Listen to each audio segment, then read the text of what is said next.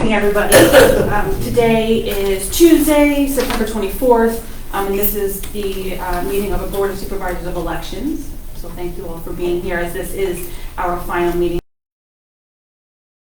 next Tuesday, which is October 1st. We jump right to our agenda, which is the approval of our meeting minutes from our last meeting on beginning of this month, Thursday, September 5th. Do I have a motion to approve the minutes? Did everyone get a chance to review them? Take a minute.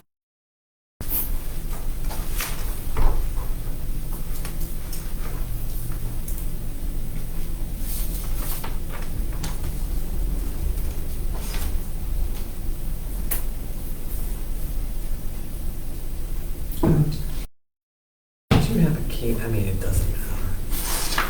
It's okay.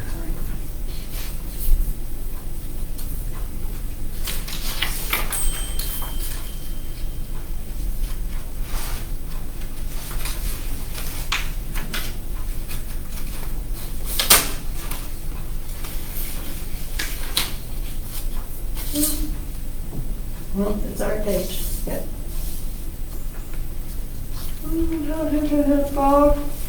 So you and I are sharing the book.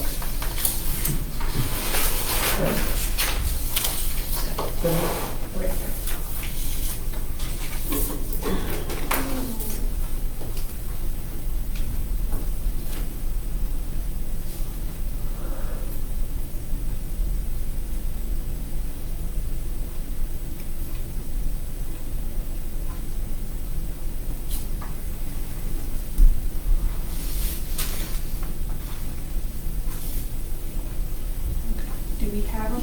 I realize we, 2 of the 3 members here were not able to make the last meeting, but. Yeah, I watched it on Facebook. You did? So Okay. I'll make a motion to accept. Okay. A second. Okay, thank you. So the second, we have quite a large stack of updates to our guidebooks. Does everyone have their guidebook? I have one. Yeah, there's no, it just Yeah. updates to the existing. So I'm just going to take a couple minutes to go through them. Some of them are just updating the year. Some of them, which I know we mentioned last meeting, the term absentee is now being replaced with write-in. So all of our material in our guidebooks referring to absentee, I have updated to now reflect write-in. So ultimately, the content doesn't change, but the wording will change, which is really why there's quite a bit. There are some updates to our street index, so we can go one by one if you would like. But I have a question. Yes. I wasn't here last time. So Sure. absentee to means like you're absentee vote. That's different from a writing candidate.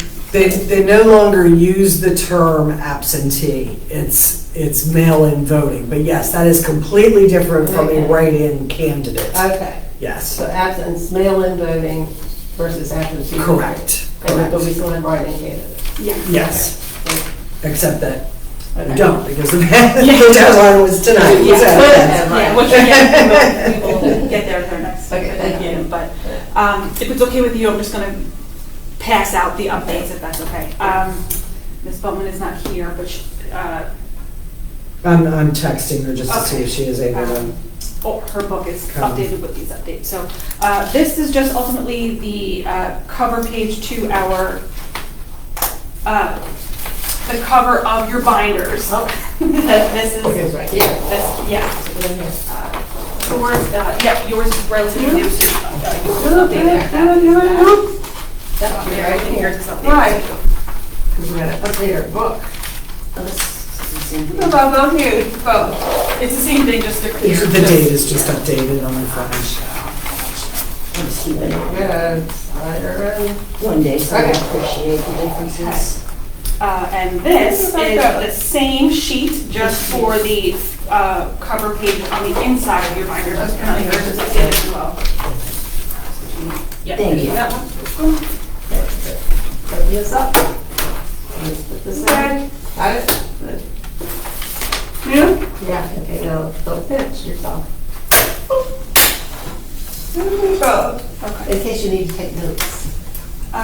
This is just an updated table of contents for all of you. There's a couple of pages there, but again, the language is really what was updated on these. Yeah, Ms. Pronouncement, you do need one of those. Open this up again. We're gonna take this out. We're gonna get rid of the old. And keep the new. And I think your book needs an update. It may, as well. it may, yeah. Thank you.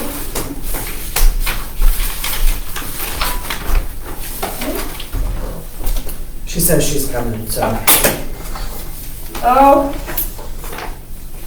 Oh. Yeah, that's the old. Oh. Yeah, put in the new. You line it. You're gonna squeeze I just it. want to make a pile over so. Alright. That's the old. Okay. Now, this is to section 2.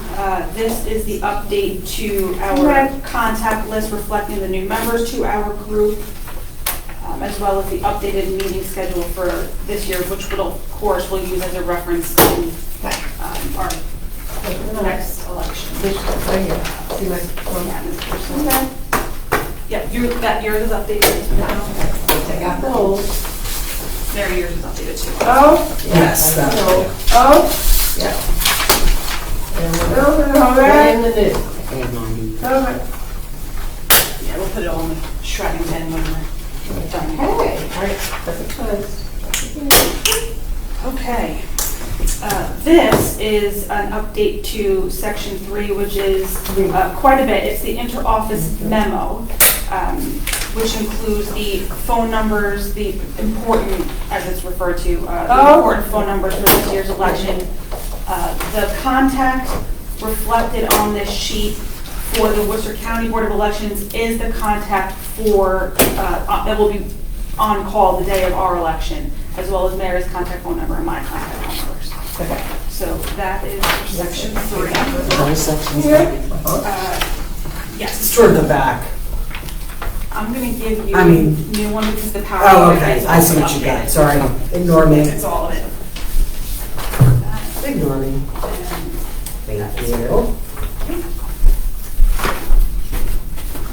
I was seeing the back of the presentation, so that's all I was Yeah, it's all the registering. same section. Yeah. I have this in mine from 2022. Is that? It's essentially the Should I same. keep that?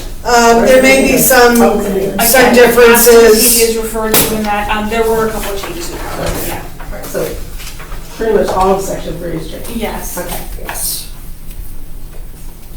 all right. Okay, section 4 is just an updated, as I mentioned, an updated street index by street name as well as the index by district. There were a couple of updates to that this year for this election, a couple of new streets that were added. So I'm going to give each of you a copy of this. The district map in your books remains the same. Okay. That is index. I'm sorry, Kate, just to clarify, you have used the term write-in voting, it really should be mail-in. Mail-in. Just that distinction. Okay. And next book in here. Yes, that was. And Mary, I don't think your book actually has These are one, and Which one's that? the street index. Yeah. Probably not the most up-to-date. I don't know.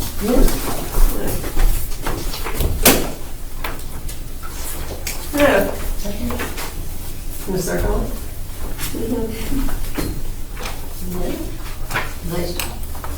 Okay. This, it's a lengthy insert. This is section 5, which is this year's candidate filing packet. Ultimately, the content, the bulk of it remains the same, but the dates were changed. A couple of other miscellaneous changes to the wording in it. So yours is updated. But Replace all that is- five? Yes, the whole section. Mine is up-to-date as well. Okay. It's the new one. Yeah, we'll do that later. Right over here. With the old. And the new. Good? Yep. Okay, I'll take that. Okay, we're almost there. Mhm. Section 7, which is the chapter, chapter 12, elections. Ms. Purnell, yours is updated, Mary, yours is updated. The changes to this was amendments that were made regarding the tie voting procedure and adding an alternate to the group, alternate member to the group. So you have several sections of the charter and code behind tab 7. This is only chapter 12 Yes, that's only updated. chapter 12 Everything that's else changed. stays the same. Okay, 12, great. So, what's wrong? Only the new 12. As you know, that is your copy.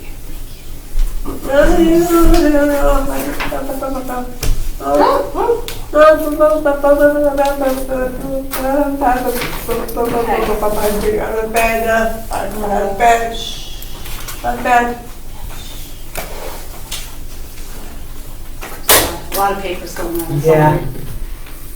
Okay, and lastly, this is section 8. This is the advertising for this year's election.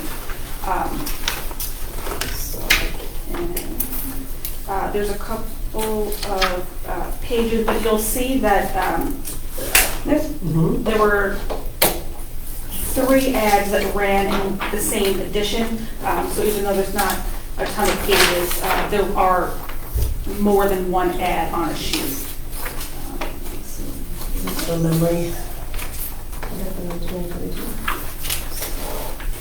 That is, that if you, I'm just going to read this one. Yeah.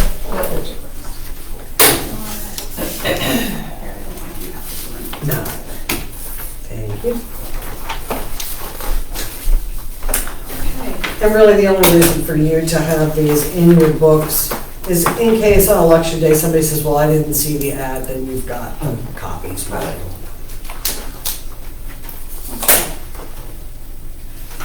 So those are the updates to your book. It was quite a bit, so Yeah. sorry about that.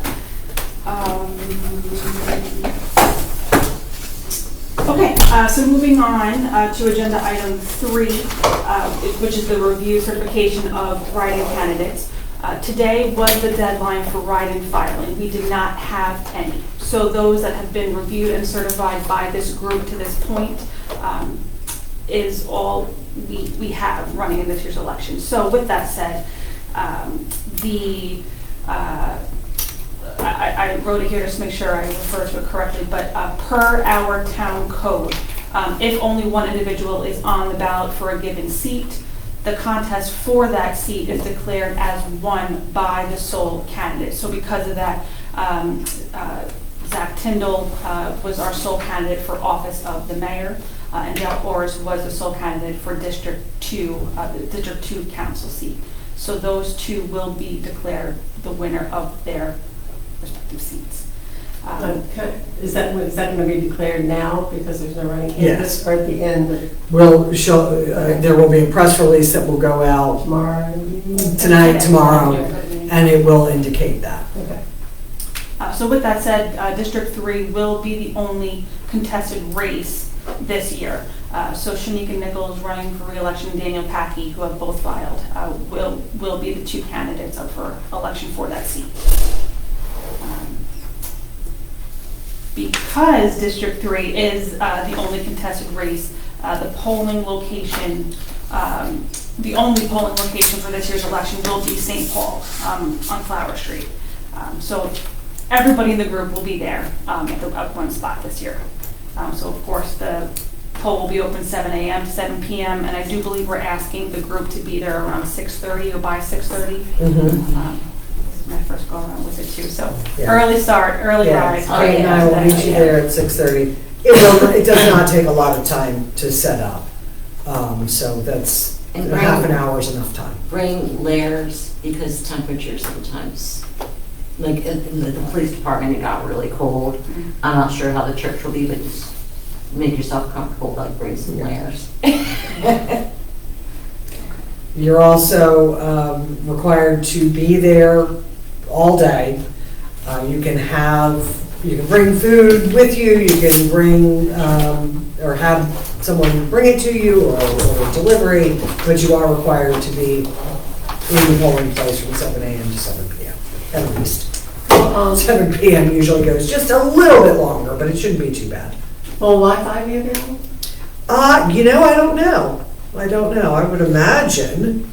I know that the church, they broadcast on Facebook and whatever, so I would think so. I would think Because so. it's just one contest could be a slow. Yeah, it could be a very slow day. It is, Yes. it's going to be, just know it's going to be, because that's the way it was. It's not like it was last time. That was so close in a row. Oh, yeah, but it was still a slow day. Still slow day, yes. And we turned away a lot of people because it just, their district, Yeah. one district contest dropped out, so, yeah. Okay. I do have on here a review of our 2024 election schedule, but this is it. This is our last Yeah. meeting, and then we have the election, of course, next Tuesday. Right. Just the only other thing that could happen between now and the election is that there is still an opportunity for people to apply for mail-in voting. Today was the deadline for them to have mailed it to us, but they can come in person and apply up until Friday at the end of the Friday, day. close of business, yep. But that does literally mean they have to come in person, they have to stand and wait for us to process it and hand them a mail-in ballot. Are you able to share how many mail-in ballots have been received? We had 8 file for mail-in ballot, and I did receive them, not all 8, but I have received voters that will be in the district, that are in District 3, and then mail in a ballot, so. They will be ones to open Right. on the night of the A election. number of people would have applied before it was for sure that it was only one person running in those 2 seats, so. Okay, so I suppose, Mary, I'll turn it over to you. Okay. Basically we kind of went through this quickly last time. We'll go through it again for the actual process for voters. Oh goodness. I should have put that the other way. That was a tight fit. So you have your voter roll and your VAC card. Oops. These are the same ones I used last time. They're actually from the last election, but they serve as a good example. Sorry, I got a hair. Okay, so this will be your voter roll. I'm sorry. God, that's enough to drive you crazy. Okay. This is this year's voter roll. It will be in your packet. This is only Districts 3 and 4. You are liable to get some voters come in from District 4, but they don't have a ballot to cast in this one because the mayor's race has already been decided. So what will happen is they will come in. I'll jump down. What do we got here? What's that, L? Yeah. So you'll have somebody come in. I'm not going to use examples, but John Smith comes in. Locate his name in the voter roll, locate his card in the box. Have him review the information on the card, confirm that it's all correct, address, date of birth, whatever. He will sign the card. You will just initial in this box next to his name, and you will write his name on the legal pad. This is basically, it's sort of a triple check that you have the same number of VAC cards, same number of people in the roll, and the same number of people who have been handed ballots. At that point, you'll hand him a ballot. There will be a table off to the side with kind of a cardboard cubicle with a box in it. He'll go over, make his selection, and drop it in the box. That's about it as far as the voting process. Should you have someone come in and there is a discrepancy or a question, do we have the, I don't have it up here. There's a small form that you'll have where if somebody comes in and says, my address is incorrect. You can write the correction on this supplemental form that we have, staple it to the back card, so then when it goes to the, back to the state board, they have the updated information. Should you have someone come in who says that they registered, but they're not showing on the voter roll, that's when you can call to the Worcester County Board of Elections. That phone number is in the materials Kate just gave you to confirm that. In this day and age, because everything is done pretty instantly, it's not like back in the day when they had to receive a mailed-in form and then someone had to key it in. The likelihood of someone having registered but not getting onto the roll is very slim. But you still have that ability to call and check just in case. If this was a highly contested race, I would tell you that if the ballot box started to get too full, you will have a key in the presence of 2 election workers, that's you all. You would open the box and shut them down, or you could even take some out, and there are manila envelopes in here that you could put ballots in and then seal. I doubt that will happen this time. That's really about it. It's not an overly complicated process. It's really just 2 or 3 steps to hand them the ballot and then for them to cast their vote. At the end of the day, you will come here. We'll go to the church to help you, gather up, and then we'll come back here to Town Hall to actually count the ballots. So that's about it. It's kind of hard, sort of until you're in it, but it's really, like I say, it really is not complicated. It's just checks and balances, really. And we learned that you separate the mail-in from the others. Well, there is the opportunity for people to turn their mail-in voting into you at the polling place that day. But the ones that we've received in the mail, you'll get at the end of the day when you come back here to count. Any questions?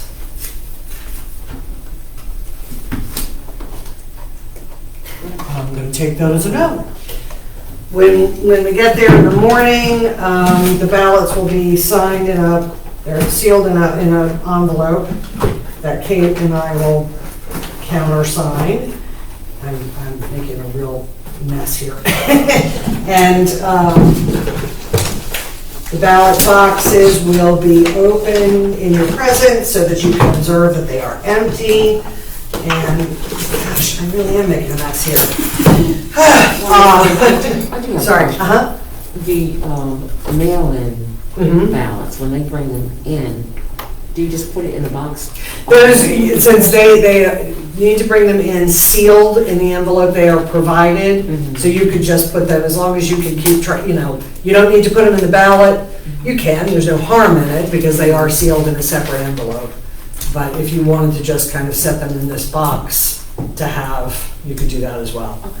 Or grab one of the envelopes that's in there and put them in there. Trying to think if there's anything else. I don't think so. At the end of the day, there will be a form where the votes will be tallied that each of you will be asked to sign, just indicating that you certify the results. That's about it. Yeah? And just remember, no assistance with parking. Everybody who's there for election has to stay away from the polls. There will be signs up that will indicate where the campaign limits are. Everybody will get their best behavior, but just,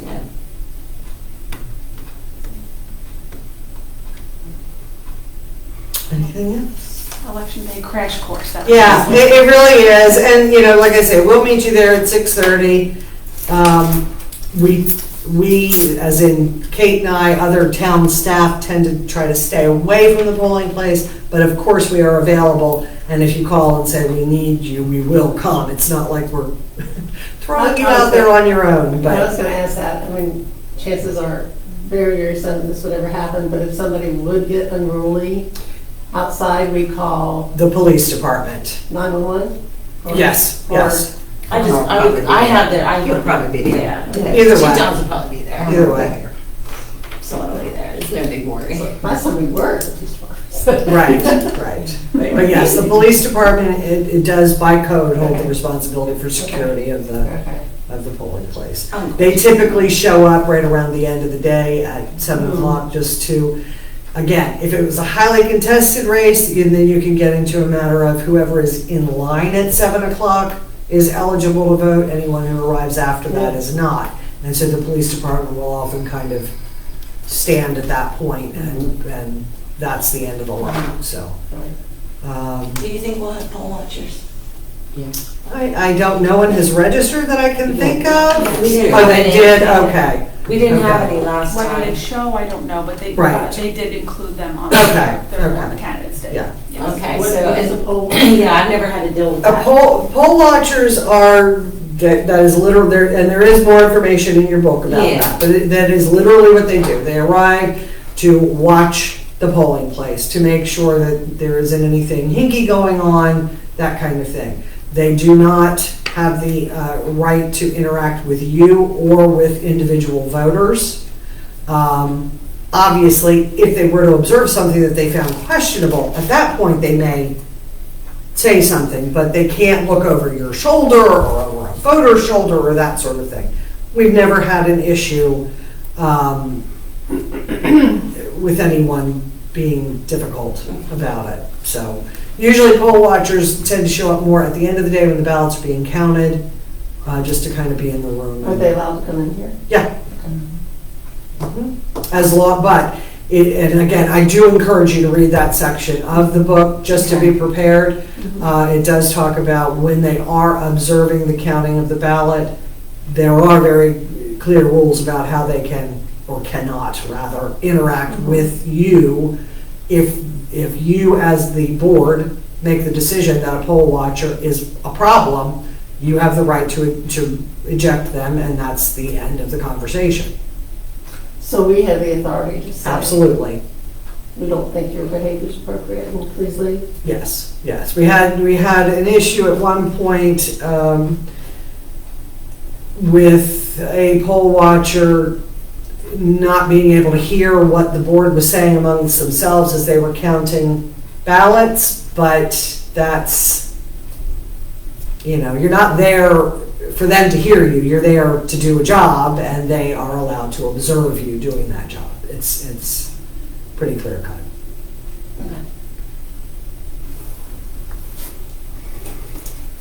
Okay. Any other questions, comments, concerns for Tuesday? No? Okay.